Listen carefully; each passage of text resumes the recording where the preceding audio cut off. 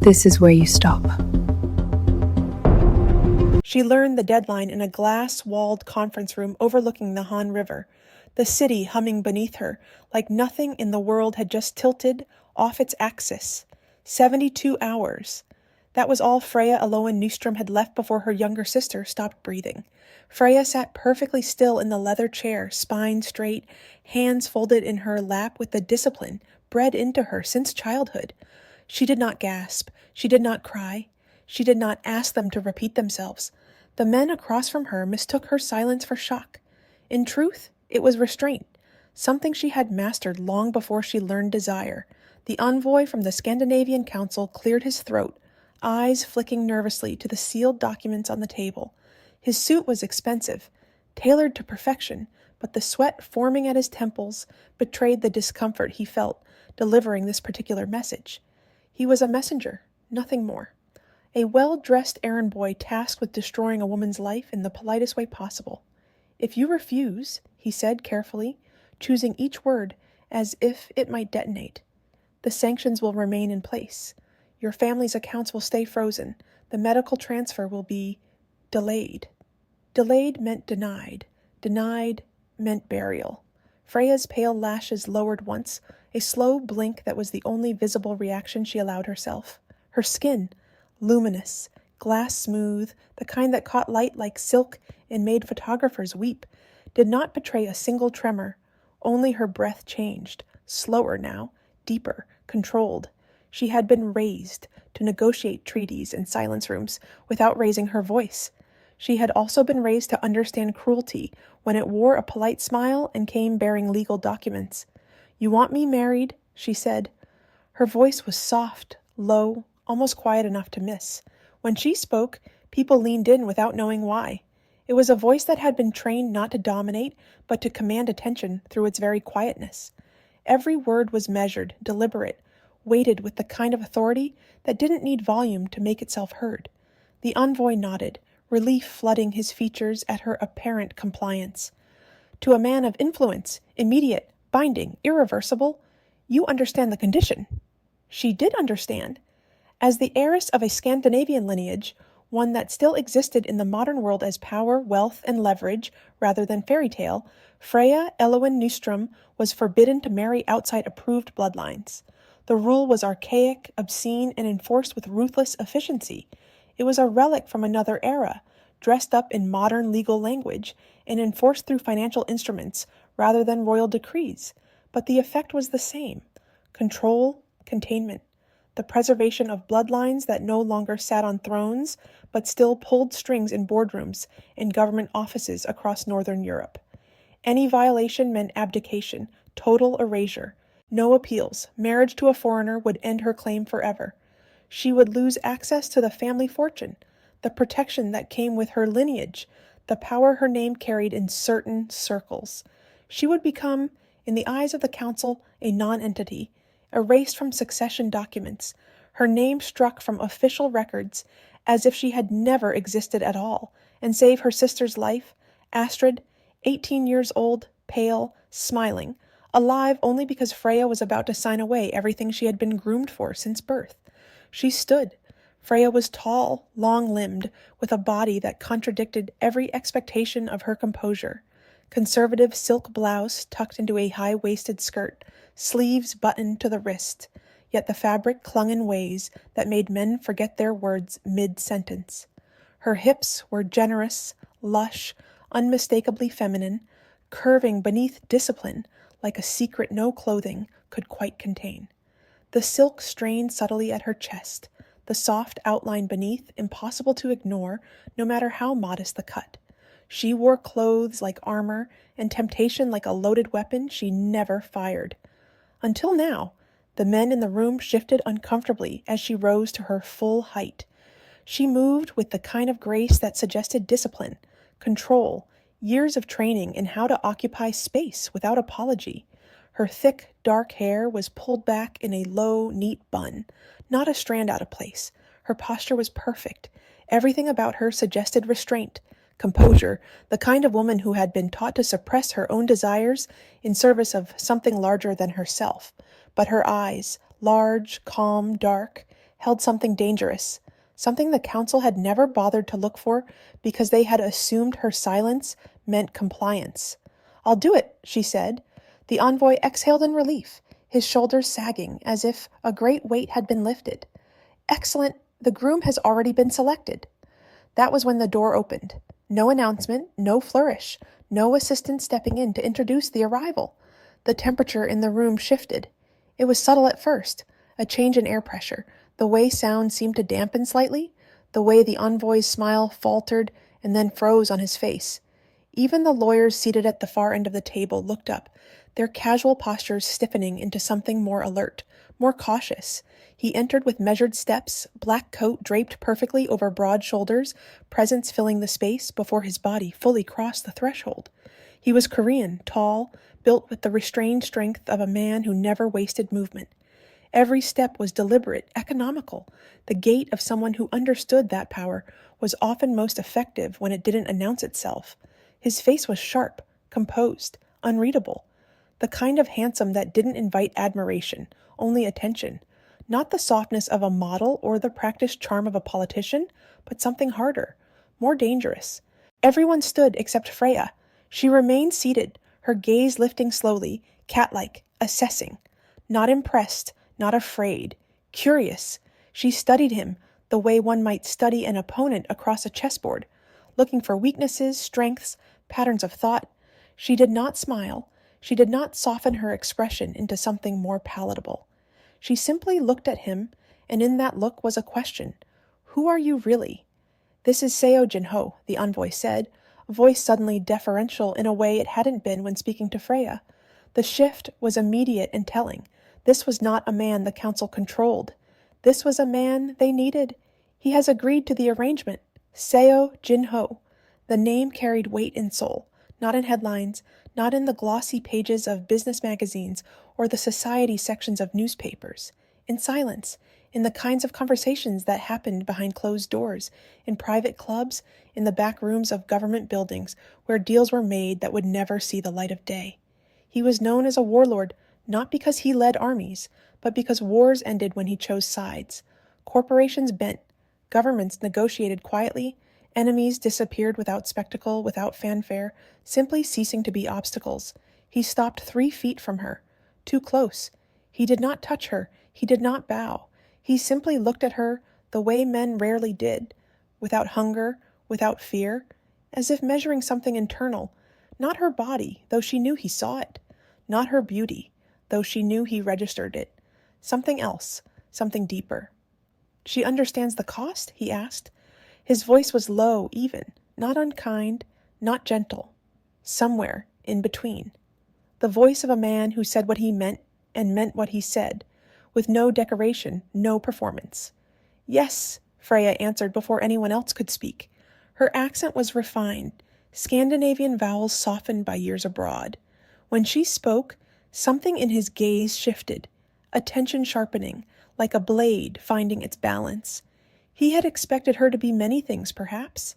Fragile, desperate, compliant. But not this, not a woman who answered for herself before her handlers could intervene. "And you?" she asked him, her voice still soft, but carrying an edge now. Something that cut through the politeness of the room like a knife through silk. "Do you understand what you're buying?" A pause. One corner of his mouth moved, barely, not quite a smile, something more subtle than that. Acknowledgement, perhaps. Respect. "I'm not buying," he said. "I'm intervening." Her breath caught then, just slightly, a hitch so small that only someone watching very closely would have noticed it, and he was watching very closely, not at his words, at the way he said them, as if this wasn't a transaction, as if this was something else entirely. Silence stretched between them, heavy and intimate, charged with something the other people in the room couldn't quite name, but could feel nonetheless. The envoy cleared his throat again, uncomfortable now, sensing something had slipped beyond his control. The lawyers exchanged glances. This was not how these arrangements usually went. Usually there was stiffness, formality, two strangers being introduced for a purpose neither particularly wanted. This was something different. "The ceremony will be private," the envoy rushed, words tumbling over each other in his haste. to reassert control over the situation, legal within Korean jurisdiction, immediate access to funds upon completion. Your sister's medical transfer will be approved within the hour. All sanctions lifted, everything you were promised. Freya turned back to the window.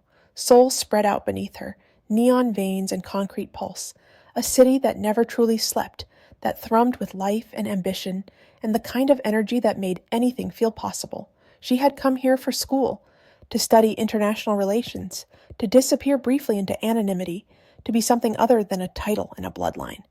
Instead, she was about to vanish completely.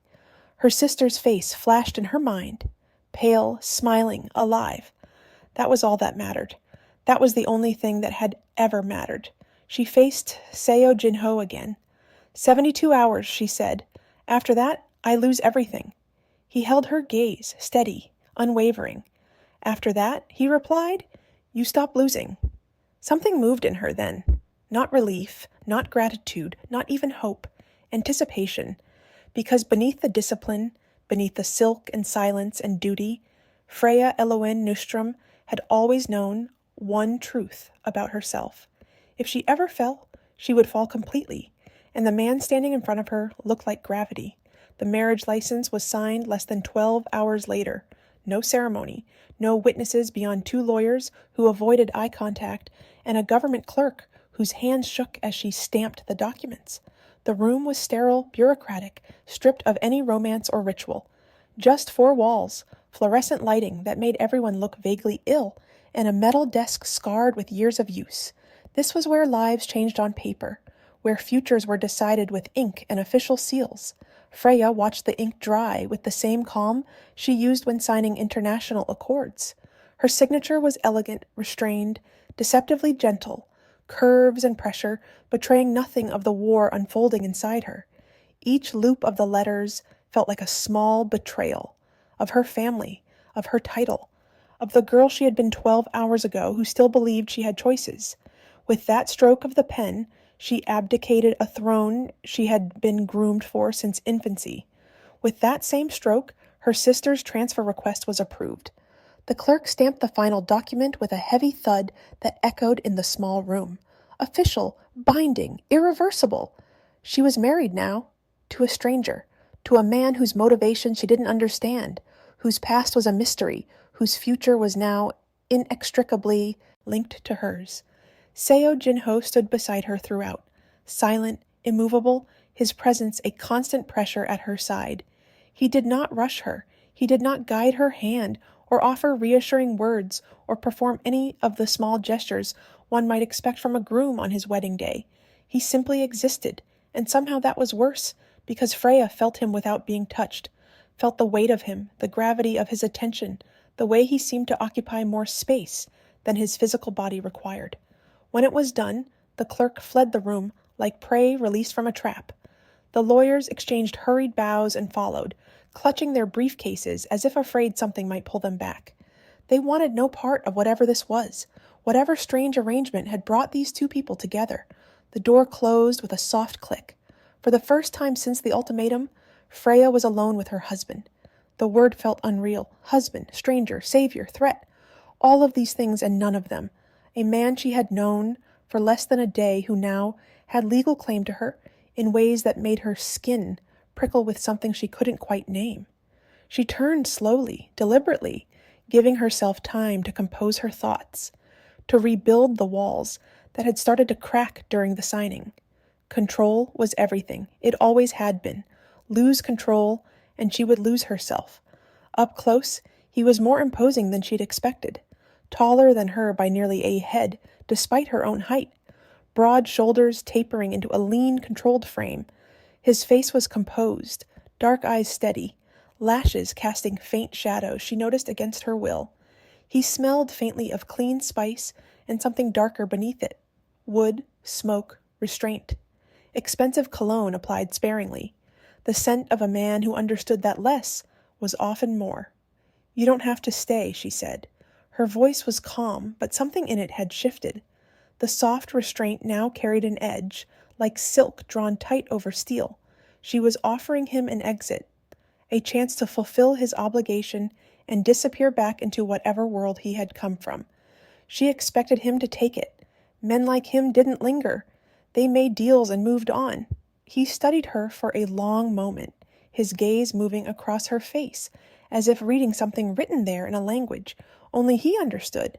"I know," he said, "but I will." She nodded once, processing this information, filing it away. He was staying. Why? What did he gain from this beyond whatever arrangement he had made with the council? She didn't understand his angle yet, but she would. She always did. Very well. She moved past him toward the window, heels clicking softly against marble.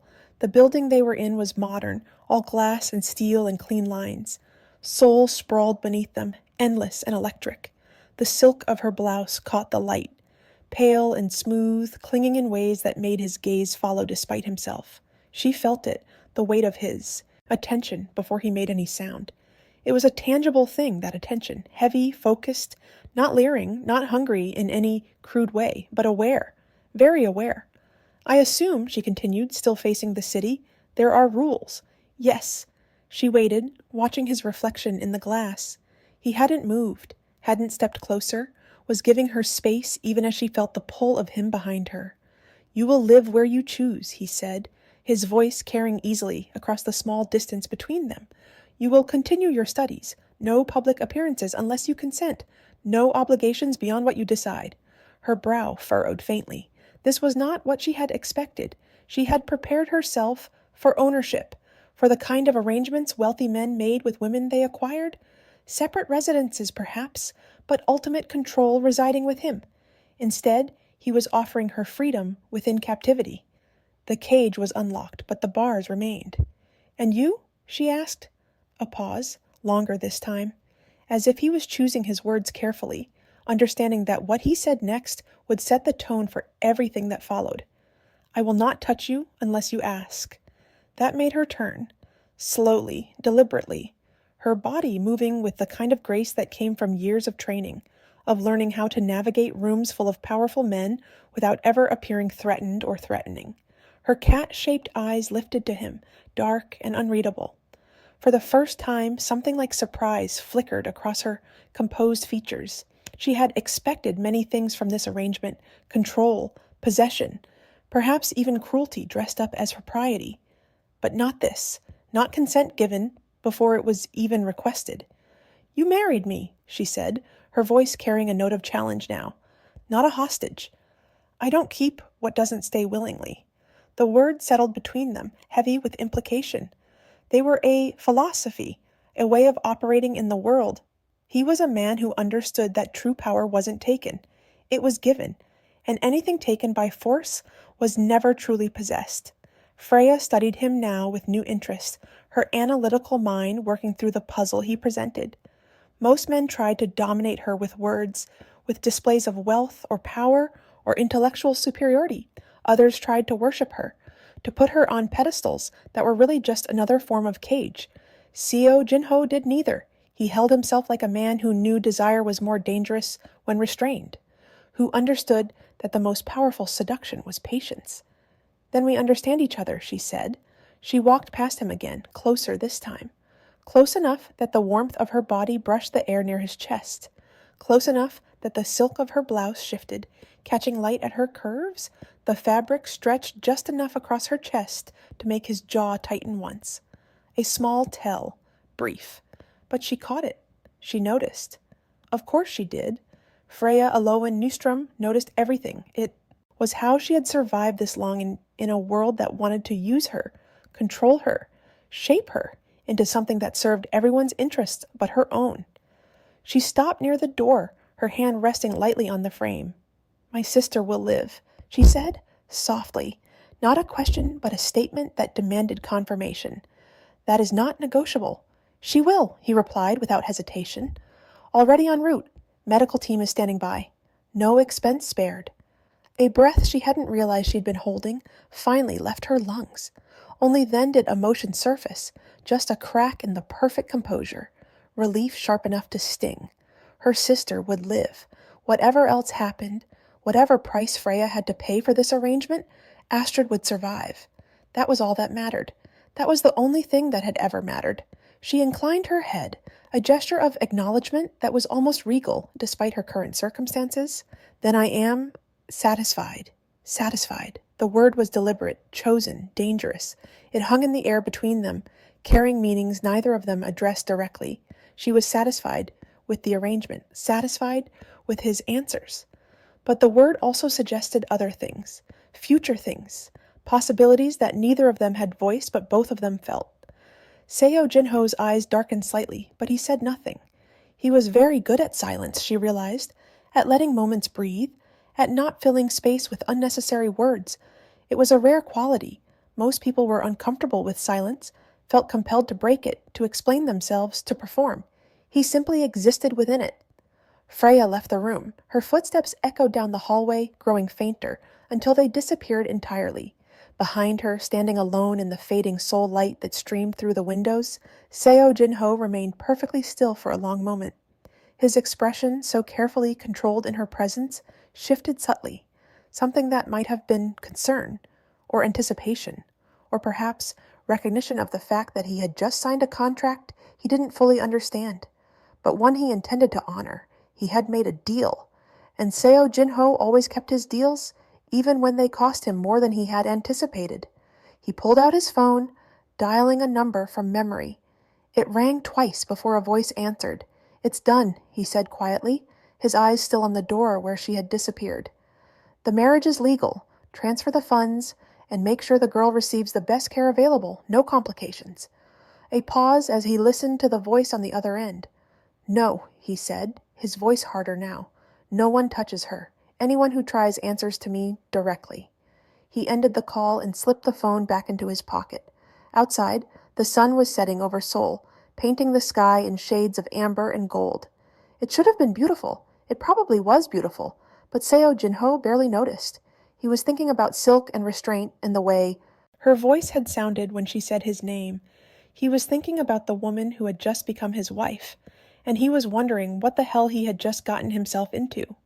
That night, she returned to her apartment alone, or so she thought. The penthouse overlooked the river, minimalist and immaculate, a temporary residence arranged in hours by people whose job was to make impossible things happen, quickly and quietly. Everything was neutral tones and clean lines, expensive without being ostentatious, the kind of space that suggested wealth but not personality, a place to exist, not to live. Freya stood in the bedroom, removing her coat slowly, methodically, each button undone with deliberate care, each movement controlled. She draped the coat over a chair, smoothed non-existent wrinkles from the fabric, buying herself time to process everything that had happened in the last 24 hours. The silk blouse remained, translucent now under warm lighting, clinging to her glass-smooth skin. The outline beneath it was impossible to ignore. Soft curves restrained by modest seams, the fabric reacting to body heat and movement in ways that made the room feel smaller, more intimate. She caught her reflection in the mirror and paused. She looked the same, high cheekbones, full lips, dark eyes that held steady even when everything inside was chaos. But something had shifted, something fundamental. She was married now. The girl who had arrived in Seoul to study, to build a life separate from council expectations, was gone. In her place was someone else, someone she hadn't fully met yet. She felt eyes on her before she heard him. "I said you could choose where you live," Seo Jin-ho said from the doorway, his voice low and even in the quiet apartment. "Not that you had to be alone?" She did not turn immediately, did not startle or gasp or perform any of the reactions a woman might be expected to have when discovering a man in her private space. Instead, she met his gaze in the mirror's reflection, holding it for a long moment before she spoke. "You followed me," she said. Statement, not question. Yes. Not an apology, not an excuse, just acknowledgement of fact. He had followed her. He was here. Those were the circumstances they were now operating within.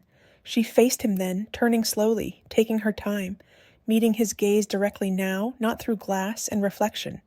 "And if I told you to leave?" "I would." Silence stretched between them again, that same electric quality it had held in the government office, charged with things neither of them was saying, possibilities neither was naming aloud. She stepped closer. Her body was warm, radiant, the kind of beauty that didn't announce itself, but commanded space. conservative, controlled, and beneath it, something coiled tight and waiting. She had spent her entire life learning to contain herself, to moderate her presence, to make herself palatable to people who saw her as either a threat or a prize. But here, in this neutral space with this man who had agreed to marry her for reasons she still didn't understand, she felt something loosening. She stopped inches from him, close enough to feel the heat radiating from his body, close enough to see the minuted details of his face, the slight scar near his left eyebrow, the exact shade of his dark eyes, the way his jaw tightened almost imperceptibly when she moved into his space. "Then stay," she said, not a request, an invitation. His breath deepened just once, a barely audible intake that suggested he felt the shift in the room as acutely as she did. He did not touch her, not yet. The first thing Freya noticed was how quiet he was, not the absence of sound. Seoul never truly slept, the city humming with constant motion beyond the windows, but the way Seo Jin-ho occupied space, without disturbing it. He stood near the doorway as if he had always belonged there, hands relaxed at his sides, posture unforced. The city lights spilled in behind him, outlining his frame in shadow and silver, making him look like something carved rather than born. Freya moved first. She crossed the room slowly, each step deliberate, the silk of her blouse whispering against her skin with every movement. She felt exposed in a way she had chosen, not because fabric was lacking, but because intention was. Her body was no secret to herself. It had always been disciplined, controlled, admired from a distance, but never truly claimed. Tonight it felt awake, alert, aware of itself, and of him, in ways that made her pulse quicken, despite her outward calm. She stopped near the window again, putting the glass between them and the city, back to him. "You should know something," she said quietly, her voice carrying easily in the silent apartment. "I was raised to be untouched." He did not interrupt, did not move, simply listened with the same focused attention he had given her since the moment they met.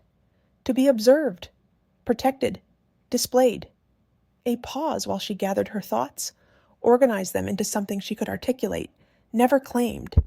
The glass reflected her faintly, her tall silhouette, the curve of her hips, the fall of her thick dark hair down her back. The silk clung to her like a second skin, catching the glow of the city, outlining her shape without revealing it, modest and provocative at once, the contradiction that had defined her entire life. "And yet," she continued, "here we are?" "Yes," he said. Just that, one word, no elaboration, no attempt to fill the space with explanations or reassurances or any of the things men usually offered when confronted with a woman's vulnerability. She turned. Up close again, she saw the restraint in him more clearly. Not fear, not hesitation, but choice. Active, conscious choice. His eyes followed her movement, not her body alone, but the intent behind it. The way she held herself. The subtle shift in her posture that communicated things her words didn't. That, more than anything, unsettled her. Most men looked at her body and saw what they wanted to see. He looked at her and saw what was actually there. "Why did you agree?" she asked. The question that had been circling in her mind since the conference room. "To this arrangement, to me?" His gaze held hers, steady and unwavering. "Because you were going to be destroyed for something you didn't choose." "That's not an answer. It's the only one that matters." She studied him, dark eyes searching his face for deception, for hidden angles, for the truth beneath the carefully chosen words.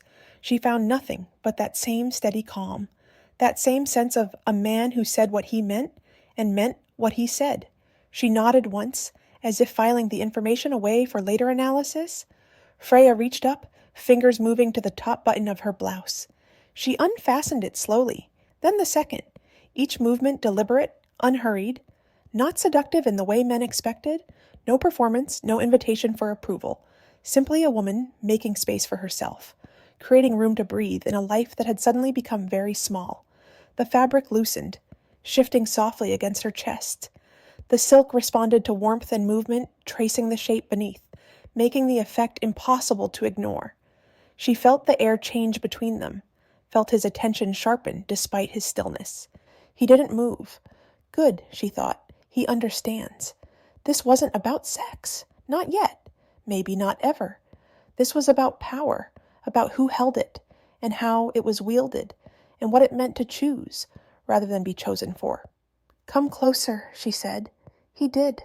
Only one step, enough that she could feel the heat of him at her back when she turned toward the window again. The solid presence of his chest just behind her shoulder blades. Close enough to be felt, but not touching, maintaining that careful distance even as the space between them thrummed with tension. "If I ask you something," she said, voice lower now, more intimate in the darkness, "will you answer honestly?" "Yes." No hesitation, no qualification, just agreement. "Do you want me?" The question was direct, but her tone was not challenging. It was curious, almost gentle. She wasn't trying to trap him or manipulate him or perform any of the games people played with desire. She simply wanted to know, wanted to understand what she was dealing with. A long pause. She could hear his breathing, slow and controlled, could feel the weight of him behind her, the heat, the presence. The silence stretched, but she didn't rush him. Let him take the time he needed to answer truthfully. "Yes," he said finally. The word landed heavy in the quiet apartment. Simple, direct, undeniable. She exhaled, slow and steady, feeling something shift inside her chest. Relief, maybe, or recognition. The acknowledgement that this thing between them wasn't one-sided, wasn't just her responding to circumstance. He felt it too, whatever it was. "Good," she said softly. She turned again, facing him fully now. Their bodies were close enough that she could see the minute tension in his jaw, the way his breathing had changed from earlier. Barely perceptible, but there. Close enough to kiss, if either of them chose to close the distance. "But," she added, holding his gaze, "wanting is not the same as taking." "No," he agreed, his voice rough now, showing the first real crack in that perfect control. "It isn't." She lifted her hand, stopping just short of touching his chest. The air between her fingers and his suit felt charged, electric, as if touching him might complete some circuit that would change everything. "You will wait," she said. Not a question, an instruction. "Yes. You will not rush. I won't. And when I decide," she continued, eyes locked on his, making sure he understood exactly what she was saying, "it will be because I chose you, not because I was traded, not because I was afraid, not because I felt I owed you something for saving my sister." His gaze softened then, something like respect settling into his features, or maybe recognition, the understanding that she was drawing lines, establishing boundaries, claiming territory that was hers alone. "That's the only way," he said quietly. She lowered her hand without having touched him. For a moment, neither of them moved. The city hummed beyond the windows. Light shifted across glass and skin. They stood in that charged silence, two people who were legally bound but still strangers, trying to navigate something neither of them had a map for. Then Freya stepped back, reclaiming distance as easily as she had closed it. "Tonight," she said, her voice returning to that calm, controlled tone, "you stay, but you sleep on the sofa." A faint flicker of amusement crossed his face. Not a smile, something quieter, something that suggested he had expected nothing less. "As you wish." She turned toward the bedroom door, her movements unhurried, graceful. At the threshold she paused, glancing over her shoulder. "And tomorrow," she added, "you'll take me to see my sister." "I already planned to." She nodded once and disappeared into the bedroom, closing the door softly behind her, leaving him standing alone in the living room with the weight of what had just begun settling over him like a physical thing. Seo Jin-ho stood there for a long moment after she left, listening to the quiet sounds of her moving around the bedroom, water running, drawers opening and closing, the small domestic sounds of a woman preparing for sleep. He moved to the sofa, removing his jacket and draping it carefully over the arm. He loosened his tie but didn't remove it, sat down in the darkness with only the city lights for illumination.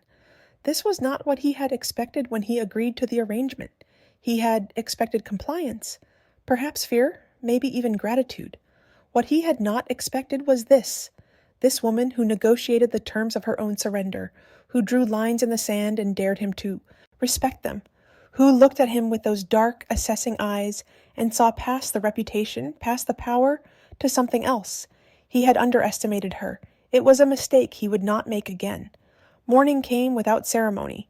Freya woke before the city did, the pale soul light sliding through sheer curtains and resting on her skin like something tangible.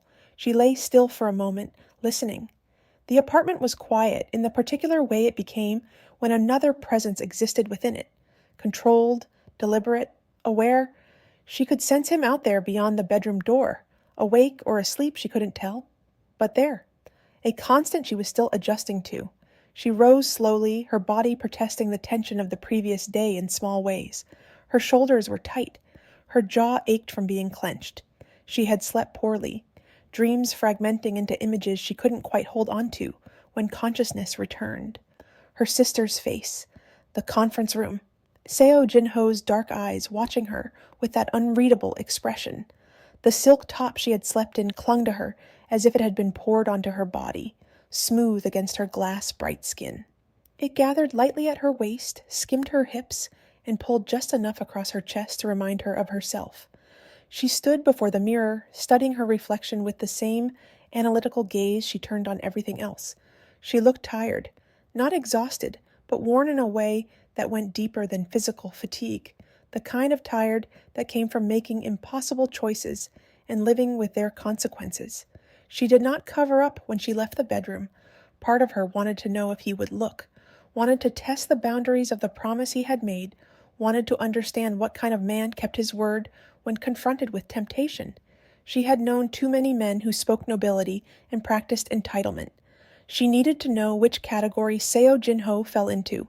He was already awake. Seo Jin-ho stood at the kitchen counter, sleeves rolled to his forearms, a cup of coffee untouched beside him. He was staring out at the city, his profile sharp against the morning light. When he heard her footsteps, he turned.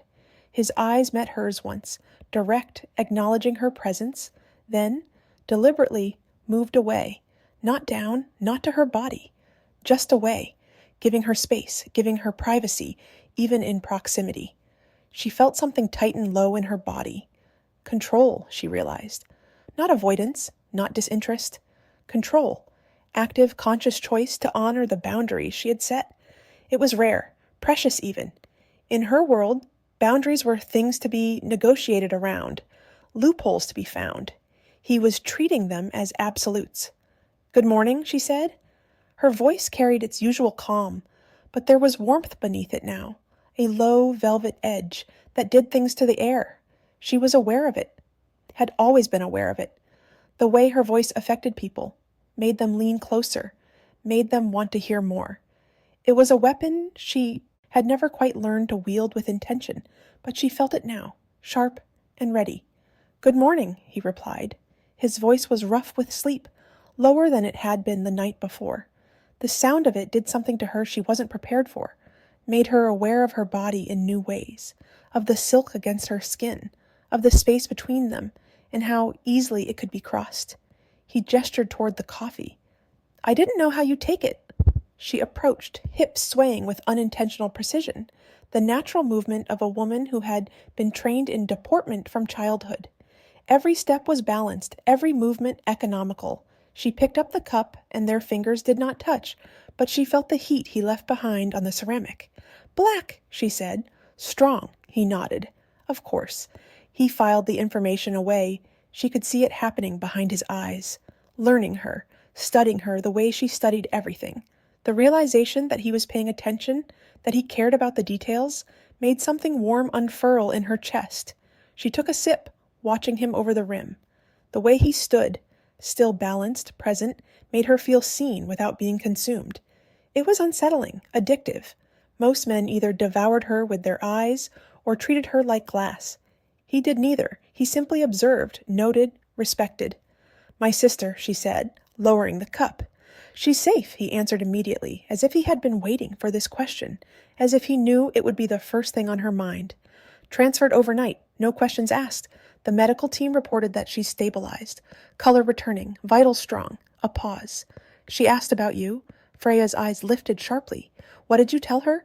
"That you were brave." Her throat tightened before she could stop it. The emotion surprised her, sharp and sudden and threatening to crack the careful composure she maintained. She masked it with another sip of coffee, using the moment to rebuild her walls. "Thank you," she said, quietly. The words felt insufficient. He had saved her sister's life, had married a stranger to do it, had upended whatever plans or arrangements he must have had for reasons she still didn't fully understand. 2 words couldn't capture the weight of that debt, but they were all she had. They left the apartment together. The drive was silent, but not empty. Seoul passed by in clean lines and glass reflections, the city waking up around them. Morning commuters filled the streets. Vendors opened their shops. The smell of street food wafted through the car's air conditioning. Normal life continuing while hers had been fundamentally altered. Freya watched her own image flicker in the window, composed, elegant, entirely unlike the woman who had agreed to marry a stranger under threat just days ago. Or maybe exactly like that woman. Maybe this had always been inside her.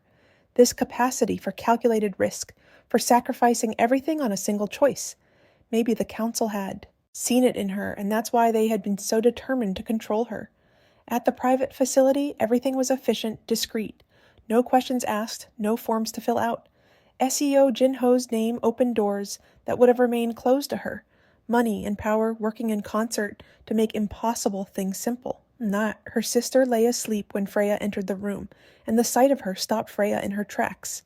Astrid, 18 years old and looking younger in sleep, pale but no longer gray, breathing steady and even, alive, so beautifully, impossibly alive. Freya stood at the bedside for a long time, one hand resting lightly over the blanket. She didn't touch Astrid's skin, didn't want to wake her, but she needed the contact, needed the physical confirmation that this was real, that her sister was here, that the choice she had made had worked. She studied Astrid's face, so similar to her own in some ways, so different in others. Same high cheekbones, same full lips, but Astrid's features were softer, rounder, less severe. She had always been the sweet one, the gentle one, the one who smiled easily and laughed without reservation and saw the best in people, the one worth saving. Only when she was certain that Astrid's chest was rising and falling steadily, that the monitors showed strong vitals, that there was no crisis hiding beneath the surface, did she turn. Seo Jin-ho was waiting near the door, giving her space. He hadn't entered the room fully, hadn't intruded on this private moment. He stood in the threshold, hands in his pockets, watching her with that same quiet intensity. "She'll live," Freya said. Yes, 2 words, simple, direct, but they carried the weight of a promise kept. She moved toward him then, stopping closer than she had before. The room was quiet except for the soft beep of monitors, the whisper of air conditioning. Sterile, safe, a place where people came to heal. "I owe you," she said. He shook his head. "You don't." Her eyes narrowed slightly, that analytical mind working through the implications. "I don't believe in free rescues." "No," he agreed, and something shifted in his expression, something that might have been respect or recognition. "You believe in choice." She studied his face, every line, every stillness, every micro expression that flickered across his features too quickly for most people to catch. She was not most people. She had been trained since childhood to read rooms, to understand the unspoken, to see past words to intention. What she saw in him confused her. There was no smugness, no sense of ownership or expectation, just quiet certainty, as if he had done what needed to be done and expected nothing in return. It made her want to understand him, made her want to peel back the layers of reputation and power and silence to see what lived underneath. "Tonight," she said, her voice lowering just enough to change the air between them, "you'll stay again." "Yes," and she added, maintaining eye contact, letting him see the decision forming in real time, "You may touch me." His breath stilled, just for a moment, a barely perceptible pause that told her he had heard her, that he understood what she was offering. "But," she continued calmly, "because boundaries mattered, because this was still her choice to make. Only if I ask." He held her gaze, and she saw something shift behind his eyes. Not hunger, though she suspected that was there. Not triumph. Something else, something that looked almost like reverence. "I will wait," he said, quietly. Something warm and dangerous unfurled inside her at those words, at the promise they contained, at the restraint they represented. Most men would have taken this as permission, would have pushed, would have tested the boundaries to see how much they could get away with. He was offering to wait longer. She turned away first, needing to break the intensity of the moment, needing space to process what was happening between them. That night, the lights were lower. Freya stood near the window again, city glowing beneath her like a constellation brought to earth. The silk top was her armor and her invitation, modest and provocative at once. She felt him behind her before she spoke, that same awareness that had been building since the morning. "Come here," she said. He did. No hesitation, no false modesty or performance of reluctance, just immediate compliance with her request. It should have felt like victory. Instead, it felt like inevitability, like something that had always been going to happen. When she turned, she reached out, not hurried, not uncertain, and placed her hand against his chest. The contact was electric, solid, warm, real. She felt his heart beating beneath her palm, steady and strong, felt the rise and fall of his breathing, felt the tension he was holding in every muscle. "Here," she said softly, her voice barely above a whisper. "You may." His hand rose then, slow, deliberate, giving her time to change her mind at any moment. It came to rest at her waist, fingers splaying slightly against the silk. Nothing more, nothing less, just contact, just acknowledgement. Her eyes fluttered closed for a fraction of a second. Yes, she thought, this would change everything, but she found she no longer feared the change. Whatever was beginning between them, whatever impossible thing was taking shape in this neutral apartment overlooking a city neither of them truly belonged to, she was choosing it, and choice, she was learning, made all the difference.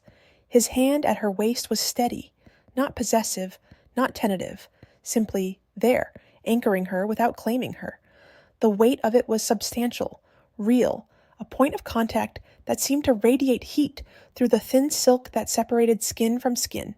Freya opened her eyes slowly, finding him watching her with that same focused intensity that made her feel like the only thing in the world that mattered in this moment.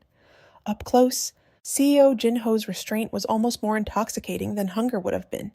His thumb rested just above the curve of her hip, close enough that she felt heat through silk, far enough that it remained a choice. He wasn't gripping, wasn't pulling her closer, just holding, waiting, letting her set every parameter of this interaction. "You're very controlled," she said quietly. "So are you." A faint smile touched her lips. It surprised him, and her. She rarely smiled without calculation, without purpose. This one slipped out unbidden, genuine, a crack in the armor she wore so carefully.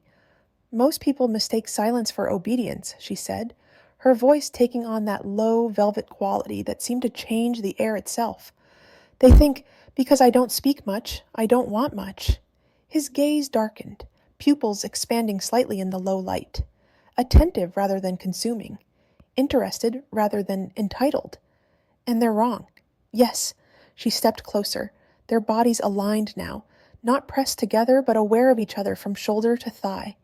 The silk of her top shifted with the movement, catching just enough light to outline her shape, without revealing it.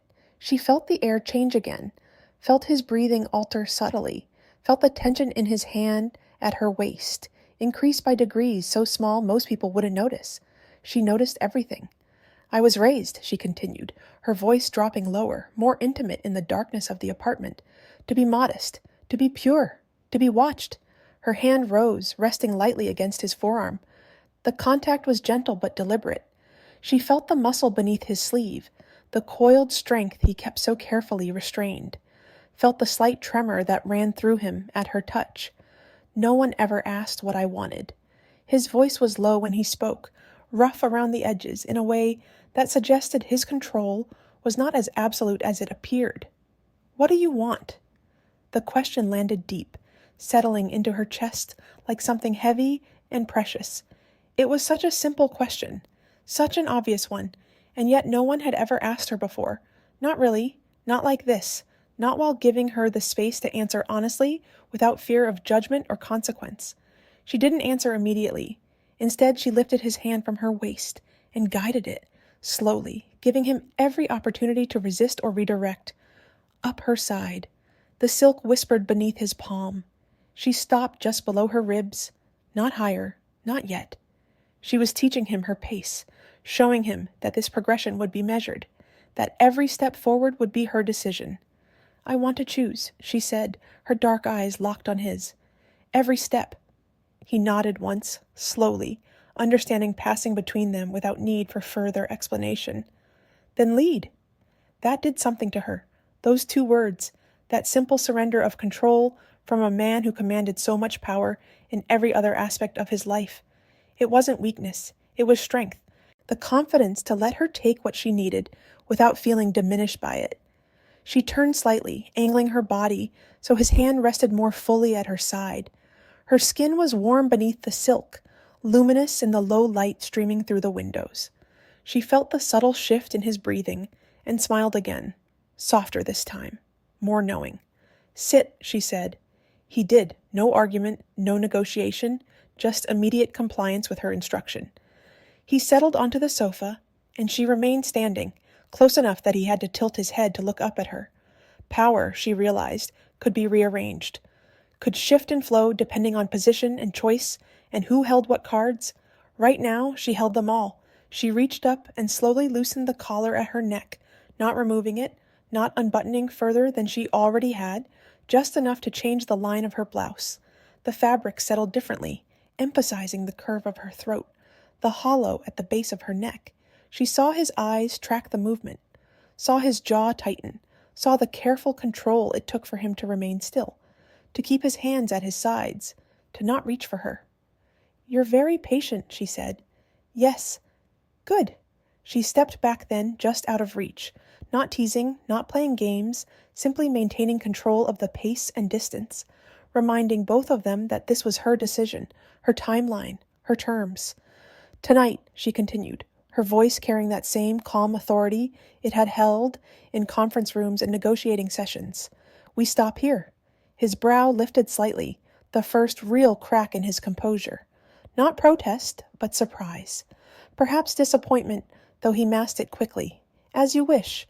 Because tomorrow, she added, and now her voice carried something else, something that might have been anticipation or promise or both. I want you to see me in daylight, fully, without fear, without urgency. He stood then, closing the distance again, but stopped when she lifted a finger, not touching her, not crowding her, just standing close enough that she could feel the heat radiating from his body, close enough that the air between them felt charged with everything they weren't doing. Tomorrow, she repeated, making it clear this was not negotiable. He exhaled slowly, and she heard the control it took. Tomorrow. She turned and walked toward the bedroom, hips swaying with unhurried confidence. She was acutely aware of his eyes on her, of the picture she made in the low light, of the way the silk moved against her body with each step. At the door she paused, glancing over her shoulder. Jin-ho, she said. His name felt strange on her tongue, intimate, like a secret being shared. Yes? Thank you. For waiting. His voice was quiet when he responded, but certain, absolutely certain. I will keep doing so. She closed the door softly behind her.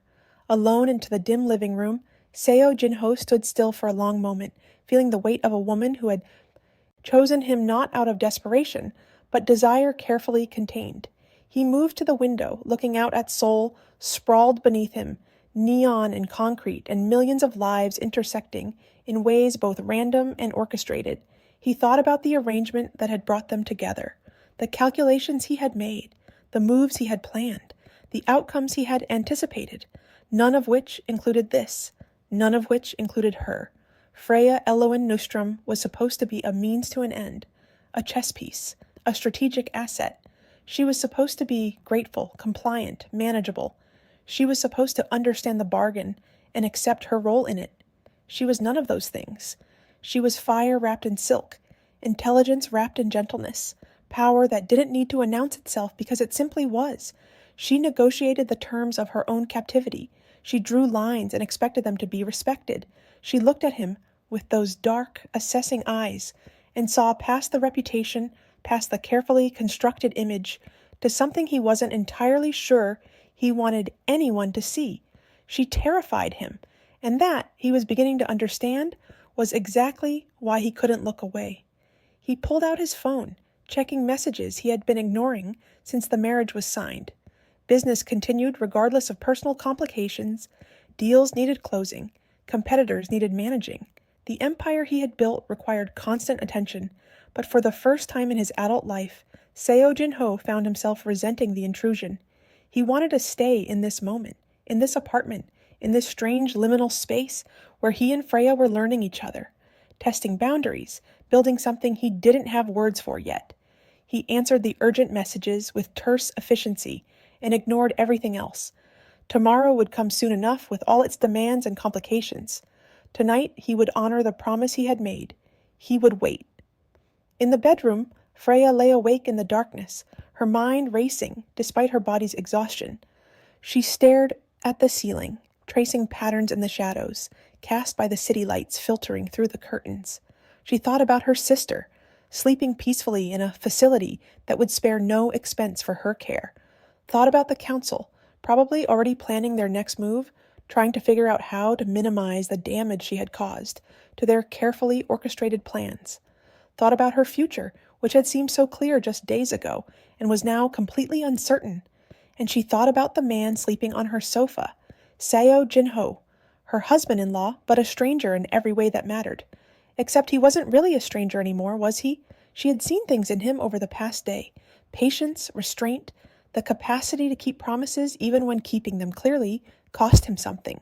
The ability to give her control without resentment or manipulation. She had known powerful men all her life, had been raised among them, educated by them, controlled by them. Power in her world came in many forms, political, financial, social, but it always came with entitlement. The assumption that power granted certain privileges, certain rights. Jin-ho's power felt different. He wielded it like a scalpel rather than a hammer, precise, intentional, and somehow, impossibly, he was willing to hand it to her, to let her lead, to wait for her to choose. It should have made her suspicious, should have made her question his motives, his endgame, his ultimate purpose. And part of her did question. Part of her analytical mind was already working through scenarios, testing hypotheses, looking for the trap she couldn't quite see yet. But another part, a part she hadn't known existed until very recently, wanted to trust him, wanted to believe that maybe, just maybe, this impossible arrangement could become something else, something chosen rather than forced, something real rather than transactional. She rolled onto her side, pulling the silk sheet up to her shoulders, and closed her eyes. Tomorrow, she had told him. Tomorrow she would let him see her fully, without fear, without urgency. She just hoped she would have the courage to follow through when morning came, because letting him see her, really see her, meant letting him past defenses she had spent a lifetime building, meant being vulnerable in ways she had never allowed herself to be, meant trusting that he would honor the gift she was offering, and trust, she was learning, was the most dangerous thing of all. Outside, the city hummed with its endless energy. Inside, two people who had been strangers 48 hours ago lay in separate rooms, neither sleeping, both thinking about tomorrow, neither knowing that everything was about to change again, neither knowing that the truth waiting in the shadows would shatter the fragile thing they were building. But for now, in this moment, there was only anticipation, only the promise of morning, only the dangerous, intoxicating possibility of choice. Daylight changed her. Freya noticed it first in the mirror. The morning light softened nothing. It clarified. Every line, every curve, every imperfection she had learned to hide in shadow and strategic clothing was rendered visible, undeniable. Her skin looked unreal in it, smooth and luminous, the kind of glow that made people stare without knowing why. The glass-smooth quality of it seemed almost artificial, as if she had been carved rather than born. She wore a silk blouse again, pale and fluid, conservative in cut, yet impossible to ignore. The fabric rested lightly against her, tracing rather than revealing, responding to every breath she took. She had chosen it deliberately, understanding that what she wore today mattered, that this progression they were building required both boundaries and invitation. She studied herself with clinical detachment, the same way she had been taught to assess everything, hair pulled, back in a sleek ponytail that exposed the elegant line of her neck. Minimal makeup, just enough to emphasize her eyes, to add definition without artifice. the blouse tucked into high-waisted trousers that followed the curve of her hips without clinging, conservative, controlled, and beneath it all, the unmistakable awareness of her own body, of what it did to people, of the power it contained. She stepped out of the bedroom and found him waiting. Seo Jin-ho stood near the window, jacket on, composed as ever.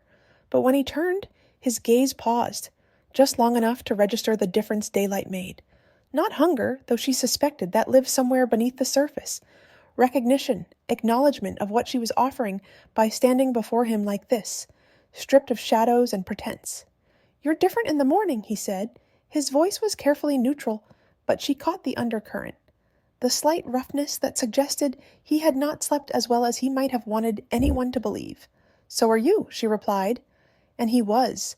The careful control he maintained was still there, but daylight revealed the cost of it. The faint shadows beneath his eyes, the tension he carried in his shoulders, the way his jaw tightened when he looked at her, as if seeing her clearly required effort. She moved past him toward the kitchen, unhurried. He followed, not crowding her, but close enough that she felt the quiet tension of him behind her, close enough that the air between them felt charged, even without contact. "Today," she said, pouring coffee with steady hands, "I want something normal." He considered that, his dark eyes tracking her movements. "Normal doesn't usually involve people like me." She glanced at him over her shoulder, one corner of her mouth lifting. Not quite a smile, but something softer than her usual expression. Something that suggested humor, warmth, the possibility of ease between them. Then learn. They walked the city together. No guards in sight, no convoy of black vehicles, no obvious security presence, though Freya suspected it was there, invisible and efficient.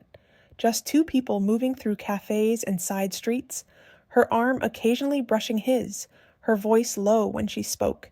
She showed him the Seoul she had come to know over the past year. The small bookshop tucked down an alley, the cafe that served the best coffee in the district, the park where she sometimes sat and watched people live their ordinary lives. He watched how people noticed her, the way men looked twice, their eyes following her movement long after she had passed, the way women assessed her with a mixture of admiration and wariness, the way she seemed both distant and inviting without trying, some quality she possessed that drew attention without demanding it. But more than that, he watched her. The way she moved through spaces with quiet confidence, the way she spoke to vendors in careful, accented Korean, the way she smiled at small children and ignored the stares of strangers. She was navigating a foreign city as if she belonged there, creating belonging through sheer force of presence. At a crosswalk, she stopped suddenly. "Hold my hand," she said. Not a request, an instruction. He did. Her fingers were warm, steady.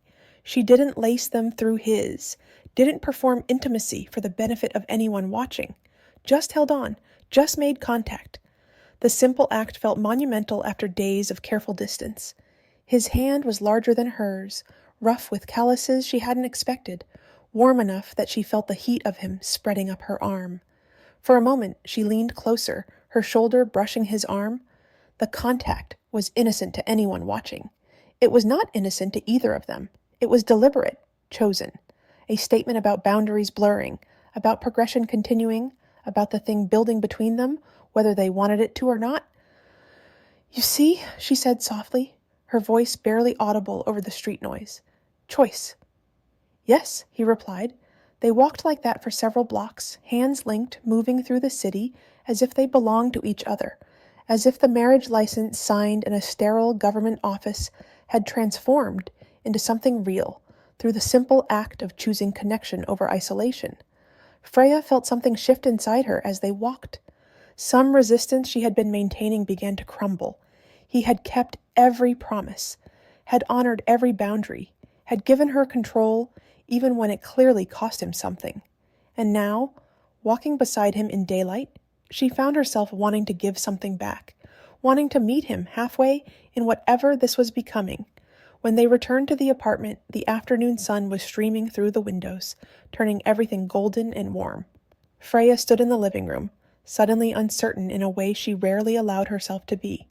They had crossed some invisible line today, had moved from transaction to something else, and now She needed to decide how much further she was willing to go. She turned to face him. He stood a few feet away, giving her space, but she could see the tension in him. The careful control that had defined every interaction between them was showing cracks. Not breaking, but bending under the weight of whatever was building between them. "Tonight," she said, and her voice was steady, despite the sudden racing of her pulse. "You'll stay again."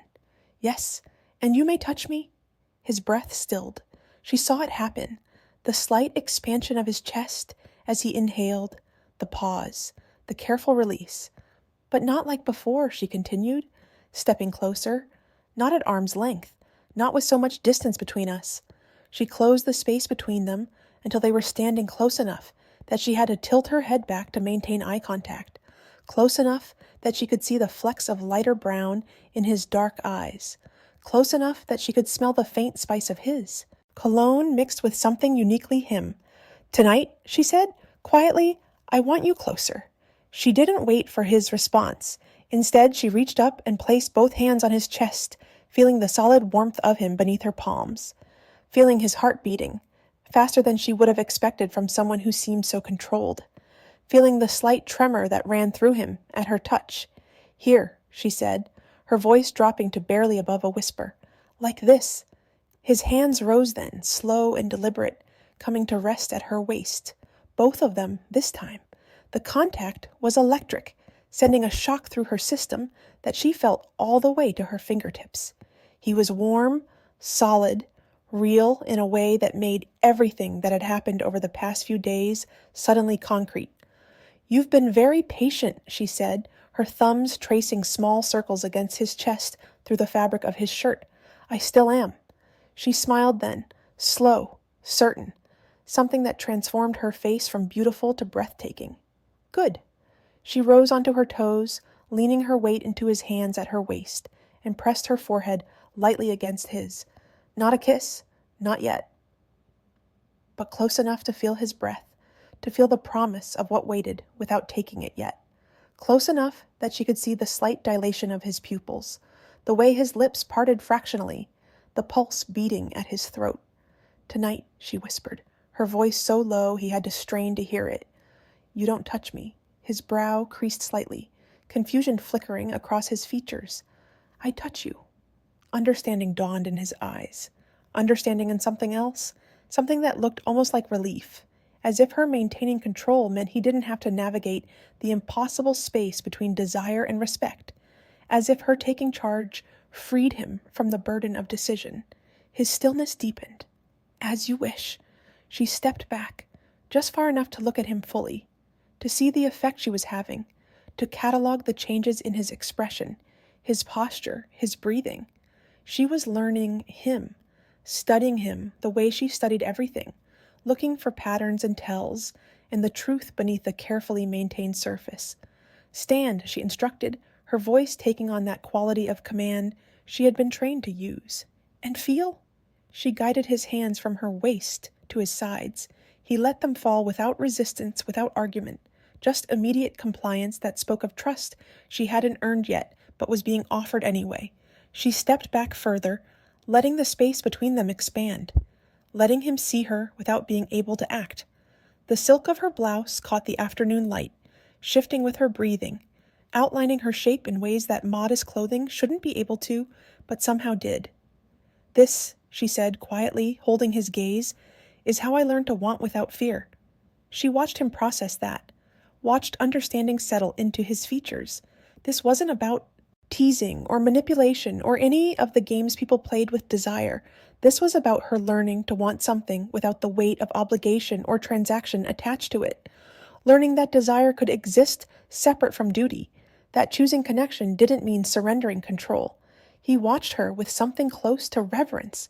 Not worship. He wasn't putting her on a pedestal, but respect, recognition, the acknowledgement that what she was doing took courage. That vulnerability dressed in silk and control was still vulnerability. "And tomorrow?" he asked, his voice rough with restrained everything. Her eyes met his, dark and deliberate, making a promise she wasn't entirely sure she could keep, but wanted to try. "Tomorrow," she said, "we see what happens when I stop holding back." She turned and walked away, leaving him standing in the golden afternoon light. But unlike previous nights, she didn't close the bedroom door completely. She left it ajar, an invitation, a possibility, a suggestion that the distance between them was negotiable. Hours later, as evening settled over Seoul and the city lights began their nightly transformation, Freya stood at the bedroom window, looking out at the sprawl below. She could hear him moving around in the living room. Small sounds, domestic, the clink of glass, water running, the soft rustle of fabric. She thought about tomorrow, about the promise she had made, about what it would mean to stop holding back. She had spent her entire life holding back, her opinions, her desires, her ambitions, everything carefully controlled and moderated to fit expectations that were never her own. What would it feel like to let go, to choose something purely because she wanted it, not because it served a purpose, or protected someone she loved, or maintained some impossible standard? She was about to find out. She changed into silk sleep clothes, modest but revealing in the way good silk always was, responding to body heat and movement in ways cotton never could. She braided her hair loosely, let it fall over one shoulder. She looked at herself in the mirror and saw a woman on the edge of a decision. Tomorrow, she had promised, but tomorrow was already here. She opened the bedroom door fully and stepped into the living room. He was standing at the window, silhouetted against the city lights. He turned when he heard her, and something shifted in his expression when he saw her. Something that looked like understanding mixed with anticipation, mixed with the same uncertainty she felt. "I changed my mind," she said quietly, "about tomorrow." He didn't move, didn't speak, just waited for her to continue. "I don't want to wait any more." The night stretched longer than either of them admitted. Freya stood in the doorway between bedroom and living room, the threshold itself feeling significant. Behind her was the space she had claimed as hers alone. Before her was the space they shared, the neutral territory where boundaries had been tested and respected and slowly, carefully rearranged. She crossed it, not quickly, not with hesitation either, just with the same deliberate intention she brought to everything. Each step was a choice. Each movement forward was a conscious decision to close the distance between what had been and what might be. Seo Jin-ho remained where he was, giving her the space to come to him rather than meeting her halfway. It was the right instinct. She needed to be the one who chose this, who initiated it, who decided when and how far. When she stopped in front of him, close enough that the silk of her sleep clothes brushed against his shirt, she looked up at him with those dark, assessing eyes that always seemed to see more than he wanted to reveal. "I've been thinking," she said, quietly, her voice carrying easily in the silent apartment, about control. He said nothing, just listened with that focused attention that made her feel like the only thing in the world that mattered in this moment. "I've spent my entire life being controlled," she continued, one hand coming up to rest against his chest, not pushing, not pulling, just making contact. "By the council, by expectations, by bloodlines and obligations and rules I never chose." She felt his heart beating beneath her palm, steady and strong, felt the warmth of him through the fabric, felt the slight tension in his muscles as he held himself still. "And then you came," she said, her fingers spreading slightly, claiming more territory. "And you offered me something different. You offered me choice." "Yes, just that. One word, confirmation without elaboration." "But I realize now," she said, tilting her head slightly as if working through a complex problem, "that I've been controlling you too, setting all the boundaries, making all the rules, taking without giving." His jaw tightened slightly. "I agreed to those terms." "You did," she agreed, "but that doesn't mean they're fair." She stepped closer, eliminating what little space remained between them. Her body aligned with his now, silk against cotton, warmth against warmth. She felt his breath catch, felt the immediate response in his body, despite his carefully maintained control. "So tonight," she said, her voice dropping lower, more intimate, "I want to try something different." "What?" She reached up with her other hand, so both palms were flat against his chest now. She could feel his heart racing despite his outward calm, could feel the tension coiling tighter with each word she spoke. "Tonight," she said, holding his gaze, "you touch me, not just where I tell you, not just when I ask, but where you want, how you want." His eyes darkened dangerously. Freya, within reason, she added quickly, because boundaries still mattered, because she wasn't ready to surrender everything all at once. Nothing that would frighten me, nothing I'm not ready for, but more than we've done, more than I've allowed. She saw him, processing this, saw the war playing out behind his eyes, the desire to take what she was offering, warring with the respect that had defined every interaction between them, the hunger warring with the control that seemed fundamental to who he was. Are you certain? He asked, and his voice was rough now, stripped of some of that careful modulation. No, she admitted, and the honesty of it surprised them both. But I want to be, and the only way to find out is to try. His hands rose then, slowly, giving her every opportunity to change her mind. They came to rest at her waist, just as they had before, but this time, when his thumbs traced small circles against the silk, when his grip tightened slightly, when he pulled her fractionally closer, she didn't stop him. She let him lead. Tell me if I go too far, he said quietly. I will. One hand moved from her waist, sliding up her side with agonizing slowness, following the curve of her body, through silk that did nothing to hide the effect of his touch. She felt her breath quicken, felt heat pooling low in her belly, felt her body responding in ways she had kept carefully suppressed for so long. His hand stopped just below her ribs, his thumb brushing against the underside of her breast through the fabric. Not quite touching, but close enough that she felt the promise of it. Close enough that her nipples tightened in response, visible through the thin silk. Here? He asked, his voice barely above a whisper. She nodded, not trusting her voice. His hand moved higher, cupping her breast with a gentleness that somehow made it more intense. His thumb brushed across the hardened peak, and she gasped, the sound escaping before she could contain it. Her hands clutched at his shirt, anchoring herself as sensation flooded through her system. Still good? He asked, and she could hear the strain in his voice, the effort it was taking him to maintain any semblance of control. Yes, she managed. Don't stop. His other hand moved then, sliding down from her waist to her hip, tracing the curve of it before moving to the small of her back. He pulled her closer, and now they were pressed together fully, her softness against his hardness, her curves molding to his frame. She could feel his arousal, undeniable and significant, pressing against her stomach through layers of clothing. She should have been frightened, should have felt threatened or overwhelmed, or any of the things she had been taught to feel when confronted with male desire. Instead, she felt powerful, because this was her choice, because he was responding to her invitation, because even now, even while touching her in ways no one ever had, she knew with absolute certainty that one word from her would stop everything.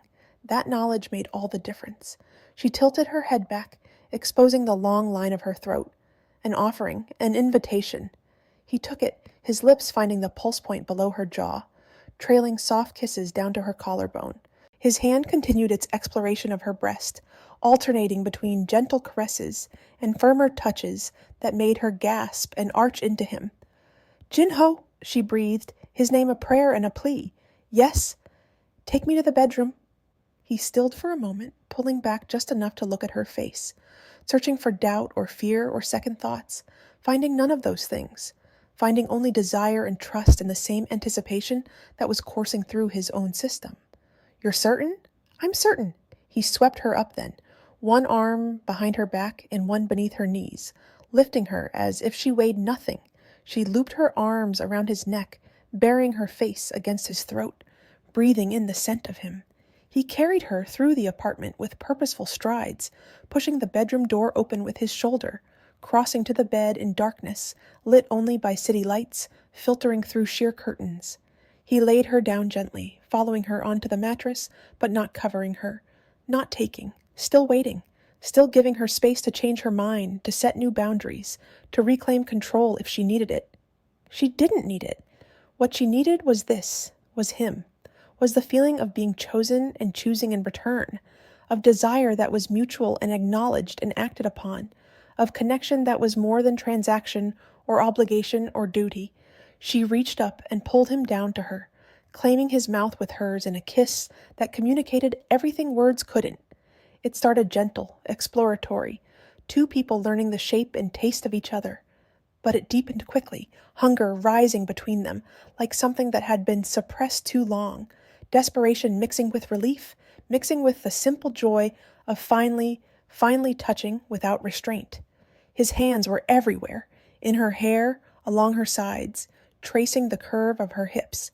Her hands matched his exploration, learning the solid strength of his shoulders, the lean muscles of his back, the way he shuddered when she touched him in certain places. They were mapping each other, claiming territory, building something new from the foundations they had carefully laid over the past days. When his hand moved to the hem of her silk top, he paused, silently asking permission. She sat up slightly, helping him remove it, letting him see her fully for the first time. The city lights painted her skin in gold and shadow, highlighting every curve, every line, the fullness of her breasts and the narrow span of her waist, and the generous flare of her hips. Beautiful, he breathed, and the reverence in his voice made her feel more seen than she had ever felt in her life. She pulled at his shirt, wanting equality, wanting to see him as he was seeing her. He helped, stripping it off and tossing it aside. His chest was lean and defined, scarred in places she wanted to ask about later, golden in the low light. She ran her hands across it, exploring, learning, claiming. They moved together, with increasing urgency, silk and cotton disappearing, skin finding skin, barriers falling away until nothing separated them but intention, and the last threads of control they were both desperately maintaining. He positioned himself above her, his weight braced on his forearms, looking down at her, with an expression that was equal parts desire and question, still asking, still giving her the choice even now. Yes, she said, answering the unspoken question. Yes, Jin-ho, please. He entered her slowly, carefully, giving her body time to adjust, watching her face for any sign of discomfort or regret. There was some pain. She had been honest about her inexperience, about the fact that she had been raised to be untouched, but not as much as she had feared. Mostly there was fullness, connection, the profound intimacy of being joined with another person in this most fundamental way. Okay? He asked. His voice strained with the effort of holding still. Okay, she confirmed, her hands clutching his shoulders. You can move. He did, slowly at first, establishing a rhythm that was more about connection than release, building pleasure gradually, teaching her body how to respond, showing her that this act could be about more than transaction or duty or obligation, that it could be mutual, chosen, good. Freya found herself rising to meet him, her body knowing things her mind hadn't learned yet, instinct taking over where experience was lacking, the tension built inside her, coiling tighter with each movement, each touch, each breathless gasp. She felt herself climbing toward something, some edge she had never approached before, and part of her wanted to pull back, to maintain control, to stop before she reached whatever waited on the other side. But another part, the part that had chosen this, that had chosen him, wanted to see what happened when she finally let go. Let go, he whispered against her ear, as if reading her thoughts. I have you. Let go, Freya. And she did. The release hit her like a wave, pleasure crashing through her system with an intensity that left her gasping, trembling, clutching at him like an anchor in a storm. She felt him follow moments later, his control finally breaking, his body shuddering against hers as he found his own release. They stayed like that for a long moment afterward, bodies still joined, hearts racing, breath coming in ragged gasps. The city hummed beyond the windows. The world continued its endless turning, and in a bedroom overlooking Seoul, two people who had been strangers days ago held each other in the aftermath of choice and connection and the beginning of something that felt dangerously close to real. Eventually, he shifted, moving to lie beside her rather than on top of her, but keeping her close, one arm wrapped around her waist. She turned into him, resting her head on his chest, listening to the steady beat of his heart, slowly returning to normal. Are you all right? He asked quietly. Shiyama-sama considered the question seriously. Was she? Her body ached in unfamiliar ways. Her emotions were a tangled mess she didn't have words for yet. Everything had changed in the span of hours, and she wasn't entirely sure what that meant for tomorrow, or the day after, or any of the days stretching out before her. But underneath all of that was something simpler, something that felt almost like contentment. "Yes," she said, "I'm all right." He kissed the top of her head, a gesture so tender it made her throat tighten unexpectedly. They lay in comfortable silence for a while, just breathing together, existing together, learning what it felt like to share space without walls or boundaries or careful negotiation, until her phone buzzed on the nightstand. She almost ignored it, almost decided that whatever it was could wait until morning, but something made her reach for it.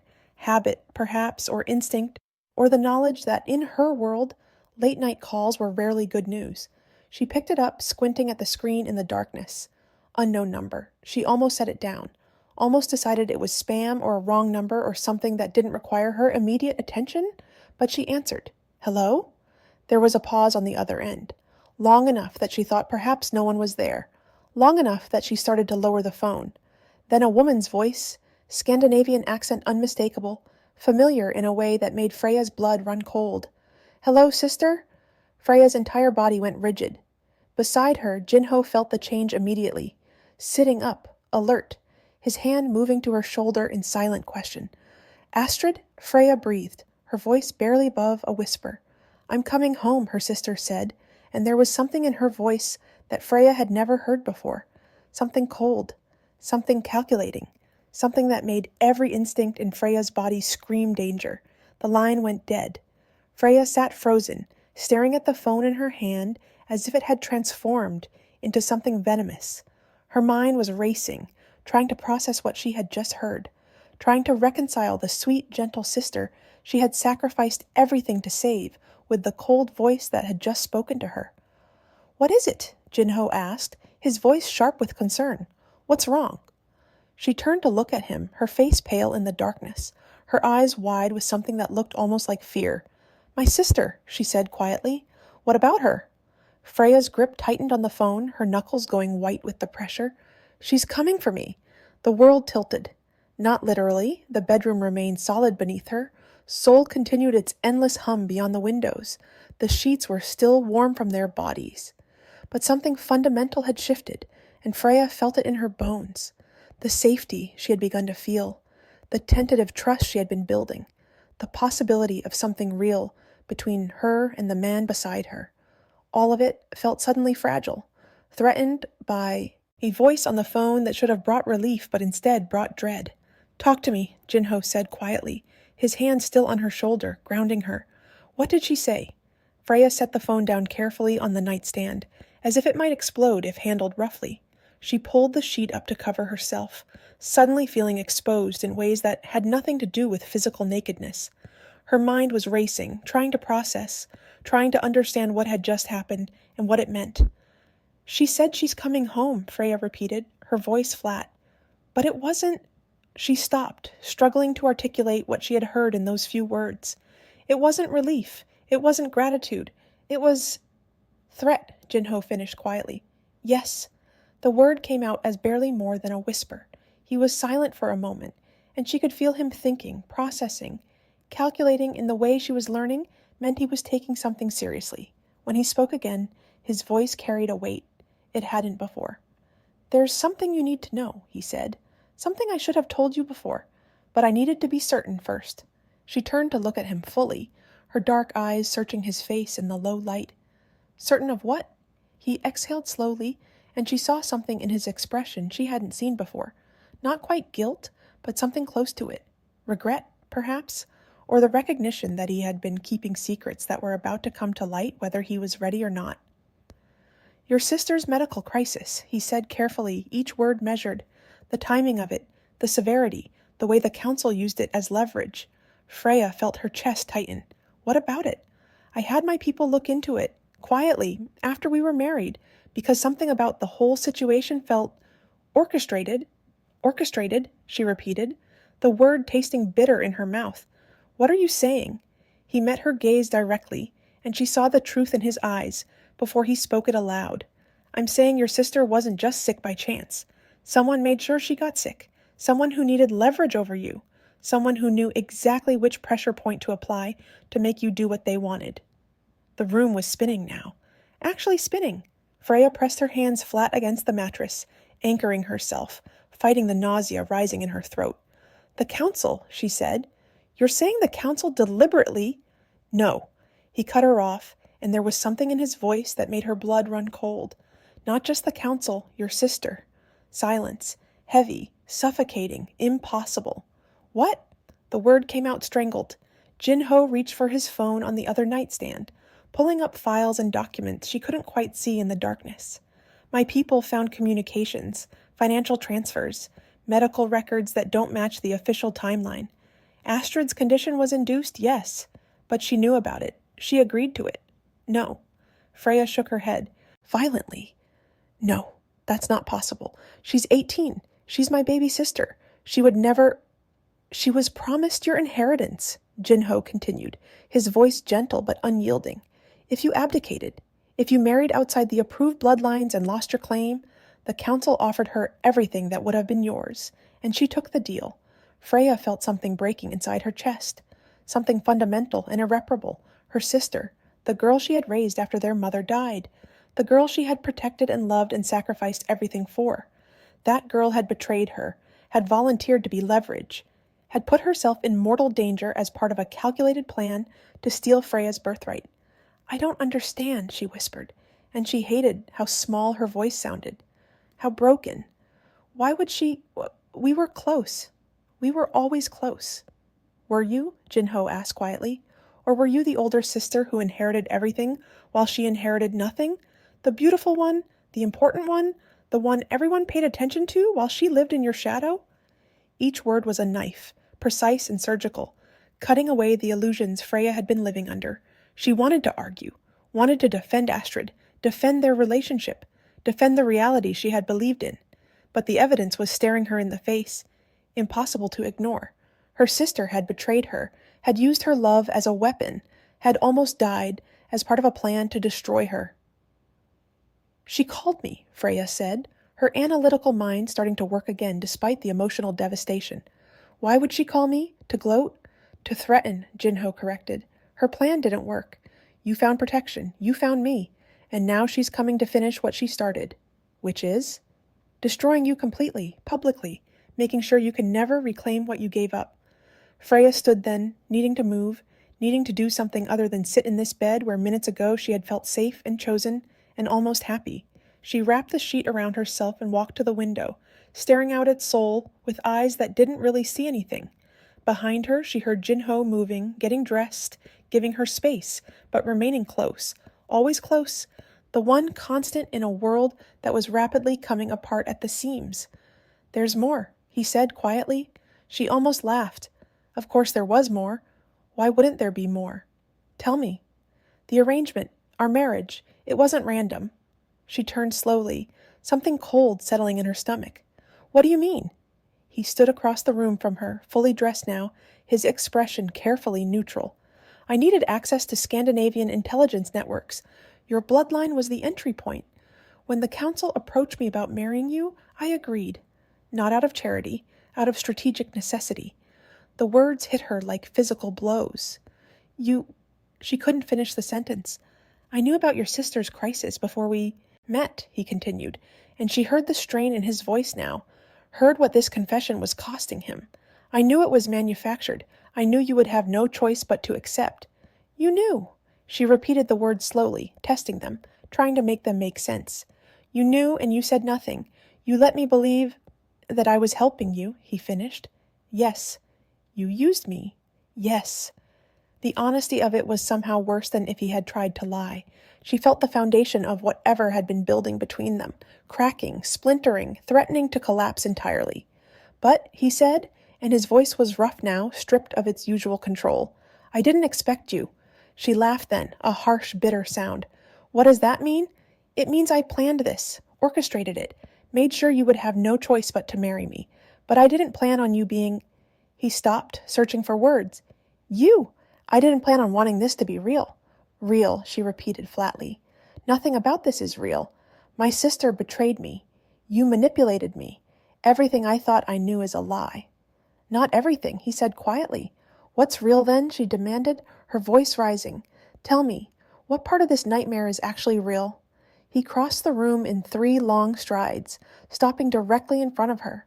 close enough that she could see the war playing out in his eyes, close enough that she could feel the heat radiating from his body, close enough that despite everything, despite the betrayal and the lies and the manipulation, she still felt that pull toward him. "This," he said, gesturing between them, "what happened tonight? What's been building between us? That's real. I didn't plan that, didn't engineer it. It just happened." "How am I supposed to believe you?" she asked, and she hated that her voice was shaking. "How am I supposed to trust anything you say?" "You're not," he said simply. "Not yet, but I'm going to prove it to you." "How?" "By helping you destroy them. All of them. The council, your sister, everyone who used you as a pawn. We take them down together." Freya stared at him, trying to process what he was offering. Revenge. Partnership. The chance to take control of a situation that had been controlling her since birth. It was tempting. God, it was tempting. But it was also insane. "Why would you do that?" she asked. "If you needed access to Scandinavian networks, helping me burn those bridges doesn't serve your interests." A faint smile crossed his face. "My interests have changed." "Into what?" "You."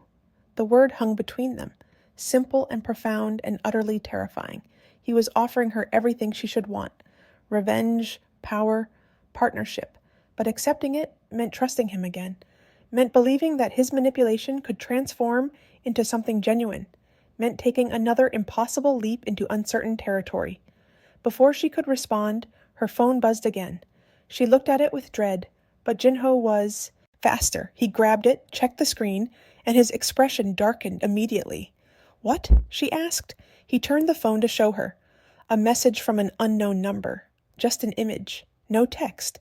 It was a photograph of her and Jin-ho walking through Seoul earlier that day, hands linked, intimate, obviously together, and beneath it, a timestamp showing it had been sent to multiple news outlets across Scandinavia just minutes ago. "She's already started," Jin-ho said grimly. "She's exposing your marriage publicly, making sure everyone knows you violated council law, making sure you can never go back." Freya felt her legs weaken. She sat down on the edge of the bed, staring at the image, at the evidence of the choice she had made, the choice that was now being weaponized against her. "It's over," she said quietly. "Everything I was, everything I could have been, it's all over." "No."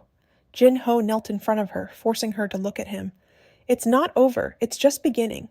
You think they win by taking away a title you never wanted? By forcing you out of a system that treated you like property? They're taking everything. They're giving you freedom," he interrupted. "They're cutting the chains they didn't realize were holding them more than you, and now you get to decide what comes next. Not them. You." She looked at him. This man who had lied to her and used her and manipulated her into this marriage, this man who had also kept his promises and respected her boundaries, and just given her the most profound pleasure she had ever experienced. This man who was offering her a choice when she felt like she had none left. "What are you proposing?" she asked quietly. "War," he said simply.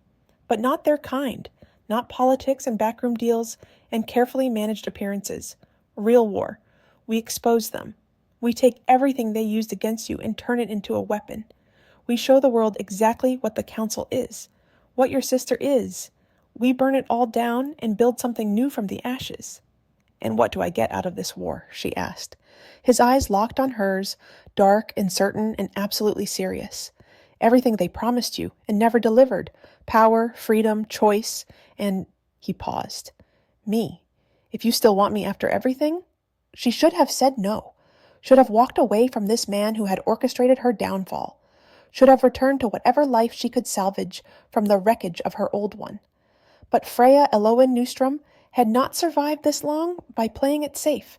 She stood, letting the sheet fall away, standing before him naked and unashamed and absolutely certain of what she was choosing. "I want terms," she said. "Name them. No more lies, no more manipulation. If we do this, we do it as equals, partners, not pawn and player." "Agreed. My sister gets one chance to explain herself. One. If she can justify what she did, I'll consider mercy. If she can't, we destroy her," he finished. "Yes." He stood, and they faced each other in the ruins of every assumption they had started with. Two people who had been brought together by manipulation but were choosing to stay together by will. It wasn't romance, it wasn't love, not yet, maybe never, but it was real. Tomorrow, Freya said, we contact the council, we make our demands, and we show them exactly what happens when they try to control the wrong woman. Jin-ho smiled then, real and genuine and almost proud. Tomorrow, he agreed. He pulled her close, and she let him, resting her head against his chest, listening to his heartbeat steady and strong beneath her ear. Outside, Seoul glittered and hummed. Somewhere, in that city or beyond it, her sister was planning her next move. The council was strategizing. Forces were aligning against them. But for now, in this moment, Freya felt something she hadn't felt in days. Certainty. Not about the future, not about whether she and Jin-ho would survive what was coming, not about whether she was making the right choice, but certainty that it was her choice to make, and that made all the difference. Hours later, as dawn began to paint the sky in shades of amber and rose, Freya stood at the window fully dressed, hair pulled back severely, armor in place. Jin-ho joined her, similarly prepared, two warriors about to enter battle. "Are you ready?" he asked. She thought about her sister's cold voice on the phone, about the council's manipulations, about everything she was giving up and everything she might gain, about the man standing beside her who had lied to her but was offering truth now. "No," she said honestly, "but I'm doing it anyway." He took her hand, she let him, and together they stepped into the light of a new day, ready to face whatever came next, whatever that might be.